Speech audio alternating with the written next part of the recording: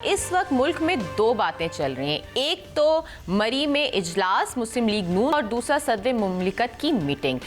सबसे पहले हम बात करेंगे भट्ट साहब से कि भट्ट साहब, मुस्लिम लीग नून का मरी में इजलास, वजीर आजम का फैसला आज़ाद कश्मीर का, कौन होगा, क्या खबर है, ज़रा बताएं हमारी ऑडियंस को। देखें फराश भी साहबा, आपने भी गौर किया है, मुस्लिम लीग नून का बड़ा इजलास मरी में हुआ है और इजलास में ये पार्लिमानी पार्टी का इजलास था और इसमें वो अफराद भी शामिल थे जो नौमुंतखब अभी जीते हैं, वो भी थे। और इसमें आज़ाद कश्मीर का जो पार्टी के सदर है वो भी शाह गुलाम कादर साहब शरीक हुए थे। अच्छा, मुस्लिम लीग नून की तरफ से स्पीकर कौमी असम्बली सरदार याद सादक भी थे, राना सनाउल्लाह थे, सेनेटर परवेज़ रशीद, सेनेटर अनुशा रहमान, लंबी फरिस्त, सारा अपने सारे तल्लकाले अहम अफराद जो थे ना, वो वहाँ पर मौजूद थे। हुआ क्या, उस मीटिंग में ये तय ये हुआ है कंसेंसस के साथ कि जनाब आप तमाम अफराद ने जो राय दे दी है, प्राइम मिनिस्टर शहबाज शरीफ ने भी राय दे दी है, लिहाजा अब इसकी अनाउंसमेंट जो है आज़ाद कश्मीर का वज़ीर आज़म कौन होगा ये करेगा, फ़र्द वाहिद को फैसला अख्तियार दे दिया है और वो फैसला मियाँ मोहम्मद नवाज शरीफ करेंगे। शाह गुलाम कादर साहब के साथ साथ वैसे नाम तारिक फ़ारूक साहब का भी, कर्नल रिटायर्ड वकार साहब का भी, और राजा फ़ारूक हैदर वो साबिक वज़ीर आज़म जो होते थे, उनकी ये भी सारे दौड़ में शामिल है। लेकिन मैंने पिछले प्रोग्राम में आपसे ये कह दिया था कि एक ही ना, अगर आपने पूछा था सवाल बड़ा तिखा कर दिया था, तो फिर एक ही ना आज भी मेरे पास वही है। मैं देखें ना, आज़ाद कश्मीर इस वक्त बहुत सख्त जगह है, उसमें आप देखें लोग सड़कों पर है, लोग इंसाफ मांग रहे हैं, लोग कह रहे हैं हमारे साथ जुल्म हो रहा है उनकी राय के मुताबिक। तो ये जो महाज चल रहा है ना, इसको मियाँ मोहम्मद नवाज शरीफ बिल्कुल अच्छे अंदाज से सॉल्व कर सकते हैं। आज़ाद, आप देखें ना, बसें चली गई हैं पंजाब से और दीगर चीज़ें जा रही हैं, लैपटॉप स्कीम शहबाज शरीफ साहब दे रहे हैं। और अभी जो नवाज शरीफ साहब ने भी अपने इजलास में यही कहा है कि जिस तरीके से पंजाब को हमने बनाया, हम चाहते हैं कि कश्मीर को भी हम बनाएं। बिल्कुल ठीक बात है, मियाँ मोहम्मद नवाज शरीफ साहब ये काम कर सकते हैं, मैं एग्री हूँ। अच्छा भट्ट साहब, अब हम आते हैं अपनी सेकंड स्टोरी पे, जो कि है कि वज़ीर आज़म पाकिस्तान शहबाज शरीफ और सदर पाकिस्तान ज़रदारी साहब की मुलाकात होती है। यहाँ तक तो समझ में आता है, मोहसिन नकवी भी वहाँ पर हमें नज़र आ रहे हैं, लेकिन अवाम ये कह रही है कि इस मीटिंग में स्पीकर पंजाब असम्बली भी नज़र आ रहे हैं और वो वफाकी फैसलों में उनका क्या काम। तो क्या ये इंडिकेशन है कुछ इंटरेस्टिंग ट्विस्ट आने वाला है?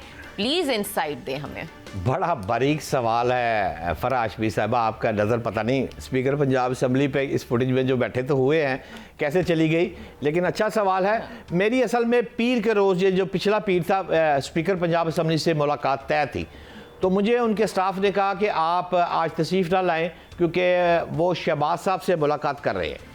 अच्छा, आप जरा गौर कीजिएगा कि अब मंडे की मैं बात कर रहा हूँ, आज सैटरडे है, ठीक है जी, मैं पीर की बात कर रहा हूँ। उस पीर से पहले यही स्पीकर पंजाब असम्बली जो है वो गवर्नर पंजाब, चूँकि बैरून मुल्क थे तो speaker Punjab assembly governor Punjab के भी ओहदे पर थे। जब आसफ जरदारी साहब लाहौर आए तो गौर एजाज के घर मुलाकात, डिनर हुआ, उसमें किबला मोहतरम मोहसिन नकवी साहब भी शरीक थे और बतौर गवर्नर पंजाब स्पीकर साहब भी मौजूद थे, मलक साहब। अच्छा, मलक साहब मुलाकात एक रोज़ पहले सदर मुमलिकत से करते हैं, सूबों की बात चल रही है, नहरों की प्रॉब्लम पड़ी हुई है, दम मस्त कलंदर हो रहा है, एक दूसरे के खिलाफ सख्त बयान आ रहे हैं, बिल्कुल पीपल्स पार्टी और नून के खिलाफ, कि जी इवन शहबाज शरीफ को दोबारा वोट लेने का भी कह सकते हैं असेंबली में, वो एक वोट पे खड़े हैं, ये वो फ्लांटिंग। लेकिन जब मैंने पता किया कि मेरी मुलाकात कैंसिल क्यों स्पीकर साहब से हो गई, तो उन्होंने कहा कि शहबाज शरीफ साहब के साथ त्यारे में बैठकर वो रवाना हो गए इस्लामाबाद। अच्छा, स्पीकर साहब शहबाज साहब के साथ त्यारे में मंडे को चले जाते हैं, मंडे की रात को वो अपना स्टाफ और प्रोटोकॉल जितना है वो बाय रोड बजरिया मोटरवे वो भी इस्लामाबाद चला गया है। अब मंगल को भी वहाँ है। अब आ गया 14 अगस्त। 14 अगस्त पे हर साल पंजाब असम्बली का जो स्पीकर होता है, गवर्नर हाउस में जो होता है गवर्नर साहब, वो झंडा लहराने की तकरीब होती है। ज़रा गौर कीजिएगा, गवर्नर साहब इराक से वापस आते हैं इस 14 अगस्त झंडे की तकरीब के लिए और सुबह 8 बजे झंडा लहराते हैं। ठीक है। अब स्पीकर पंजाब असम्बली जो है वो पंजाब असम्बली में झंडा लहराने की तकरीब में नहीं आते, क्यों शहबाज शरीफ साहब जहाज में बिठा के साथ ले गए? नहीं, बट साहब एक बात बताएं कि मलिक अहमद खान साहब की जो पीछे अगर हम हिस्ट्री की बात कर लें, वो हमेशा तब आते हैं जहां पे कहीं सुलह सफाई करवानी हो। तो आपको लग रहा है कि ये उनकी मुलाकात उनके साथ इसलिए हो रही है क्योंकि मोहसिन नकवी के जो बयानात आए वो उससे थोड़ी सी जो कशीदगी जो थी पार्टीज में मौजूद रही, तो उसको अब पैचअप करने की कोशिश? बिल्कुल गलत फरमा रही हैं आप, एब्सोल्युटली गलत फरमा रही हैं। वो कोई सुलह सफाई कराने नहीं आते, वो भिजवाए जाते हैं। वो मुंह बोले बेटे थे साबिक, वो साहब मुझे याद नहीं आ रहा, वो रिटायर हो गया, जो भी नाम था उनका छोड़ दें।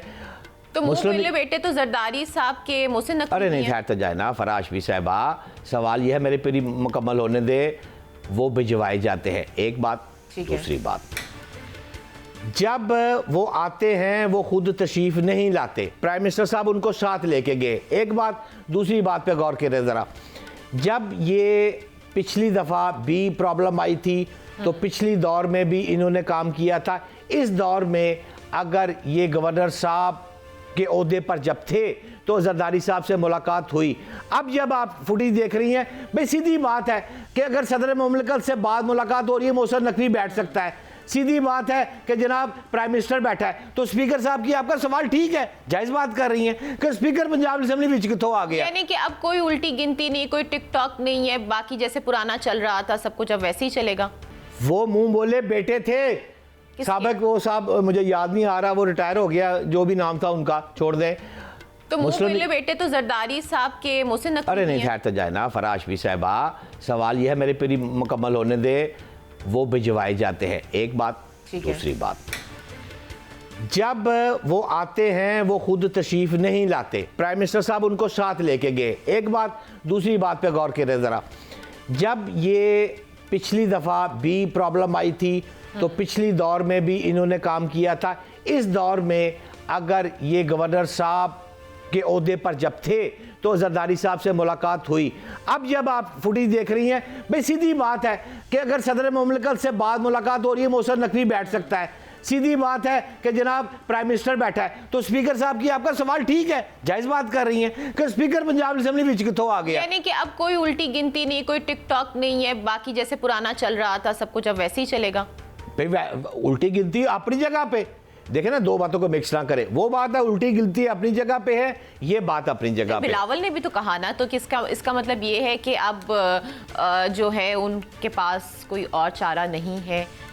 किस बात का? अब सुलह सफाई ही चारा है, क्योंकि तो सुलह सफाई नहीं करा रहा तो उसके वालिद साहब सुलह क्यों कर रहे हैं, फिर मुलाकात क्यों कर रहा है? फिर ऐसे नहीं ना फरा ना, ऐसे नहीं है।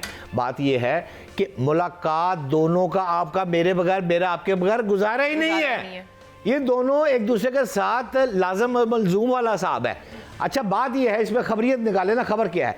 खबर ये है इसमें कि आज सैटरडे हो गया है, पीर के रोज़ के गए हुए हैं जनाब किबला मोहतरम स्पीकर पंजाब असेंबली, आज भी वही हैं, इस मुलाकात में भी बैठे हुए हैं। अब सोचे कि क्या मोहसिन नकवी साहब जो सुलह सफाई करवा रहे थे, जिन्होंने मोहसिन नकवी साहब को भेजा था, क्या उनको ये तो नहीं महसूस हुआ कि इस मौके पर जब प्राइम मिनिस्टर पाकिस्तान और आसिफ जरदारी की सुलह हो रही है तो मोहसिन नकवी साहब थोड़े वीक है, लिहाजा उनको मदद के लिए उसी तरह का एक शख्स जो कि सुलह सफाई का मास्टर है, जिसका नाम है स्पीकर पंजाब असेंबली, उसको साथ भेजा है। ये मोहसिन नकवी की सपोर्ट के लिए गए हैं, सुलह के लिए। तो हो सकता है कि इसको हम कंक्लूड करते हैं कि जो मोहसिन नकवी का बयान था कि सिस्टम लैप्स होने वाला है, शायद इस मीटिंग के बाद उसके चांसेस थोड़े से कम हो जाए।